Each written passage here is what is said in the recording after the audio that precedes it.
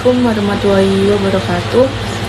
Sebelumnya perkenalkan, nama saya Arista Natasha Geni dengan NIM 04. Saya di sini ingin menjelaskan terkait 3 materi. Yang pertama ada konflik dan negosiasi, yang kedua ada struktur organisasi, dan yang ketiga ada organization, culture and change. Langsung saja masuki materi yang pertama, yaitu konflik dan negosiasi. Konflik adalah sesuatu proses yang dimulai apabila suatu pihak merasakan bahwa pihak lain telah mengaruhi secara negatif atau akan segera mempengaruhi secara negatif sesuatu yang dipedulikan oleh pihak pertama. Berbagai macam konflik yang dialami oleh orang dalam organisasi. Yang pertama ada ketidakcocokan tujuan. Yang kedua, perbedaan atas interpretasi fakta. Dan yang ketiga, ada ketidaksepakatan berdasarkan ekspektasi perilaku. Selanjutnya ada perkembangan pemikiran. Yang pertama ada traditional view. Yang kedua human relation view. Dan yang ketiga ada contemporary. Selanjutnya lokus konflik. Yang pertama ada dyadic konflik, yang kedua konflik intragrup, yang ketiga ada konflik antar kelompok. Nah, selanjutnya ada jenis konflik. Yang pertama ada text konflik, yang kedua relationship, yang ketiga proses konflik.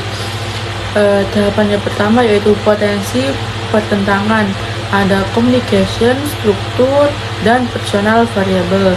Terus tahapan yang kedua yaitu kognisi dan personalitas, ada persepsi konflik dan konflik yang disarankan.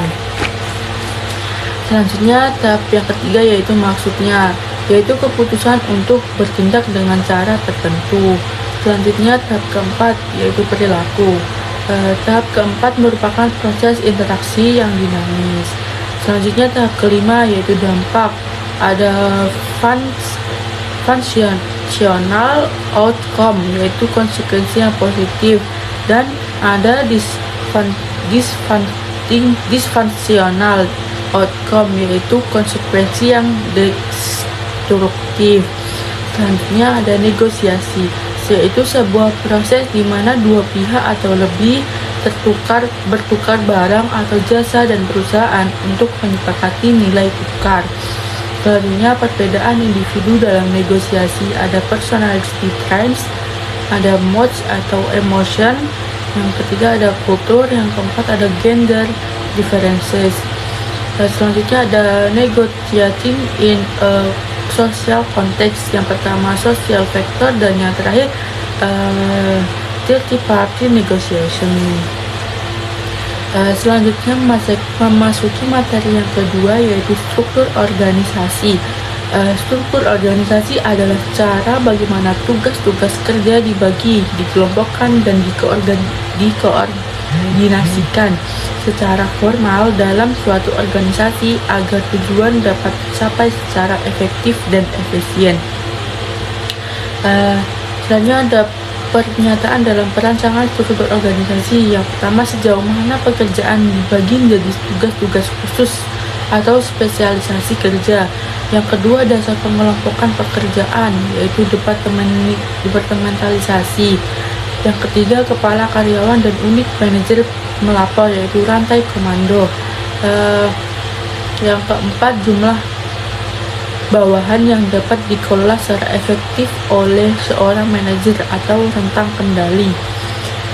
Yang kelima, letak kewenangan pengambilan keputusan atau sentralisasi, desentralisasi. Yang keenam, tingkat aturan dan prosedur yang mengatur pekerjaan, yaitu formalitas.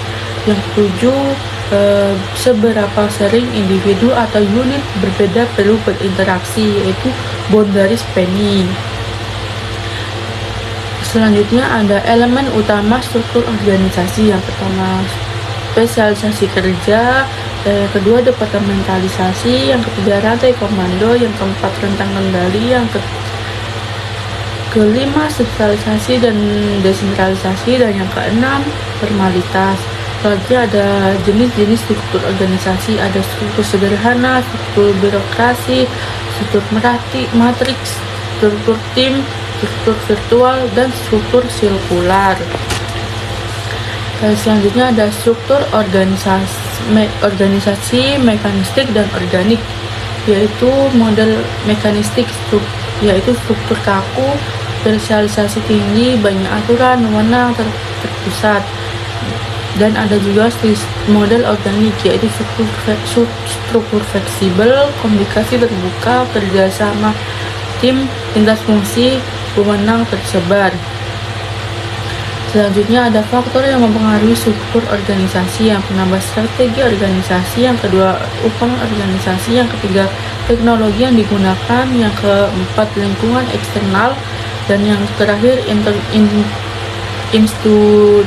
institusi atau regulasi. Selanjutnya, hubungan strategi dan struktur. Strategi inovasi ini cocok dengan struktur organik. Strategi efisiensi biaya cocok dengan struktur mekanistik. Strategi imitasi biasanya menggunakan kedua pendekatan. Selanjutnya, dampak struktur organisasi, yaitu kinerja organisasi dan kepuasan karyawan. Lanjut materi yang ketiga, yaitu organization, culture, and change.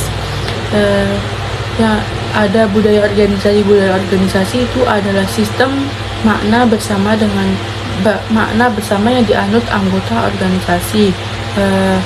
Budaya organisasi ini tercermin dalam nilai, kepercayaan, dan asumsi dasar yang membedakan satu organisasi dengan yang lain. Selanjutnya ada jenis budaya organisasi, ada clan, educatory, market, dan hierarki.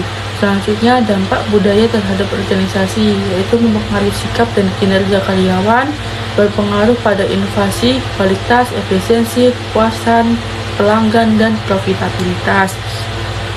Selanjutnya ada budaya dominan dan subbudaya, yaitu organisasi memiliki satu budaya dominan.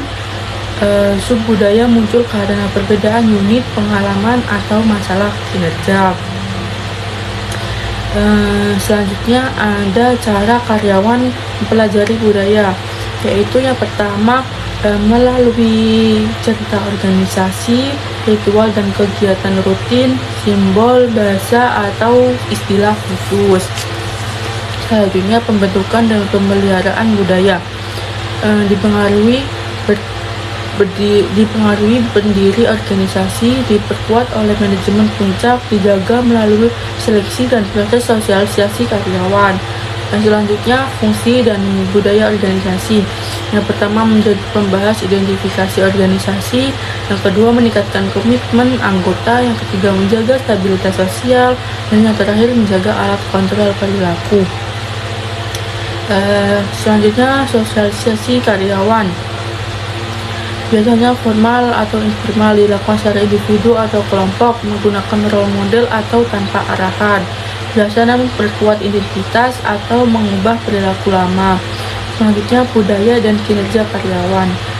Budaya mempengaruhi perilaku pemimpin anggota, mempengaruhi kepuasaan dan kinerja. Selanjutnya, budaya positif menghargai kekuasaan karyawan, melebihi banyak karyawan daripada hukuman, mendorong perkembangan individu, namun tidak selalu menyelesaikan semua masalah.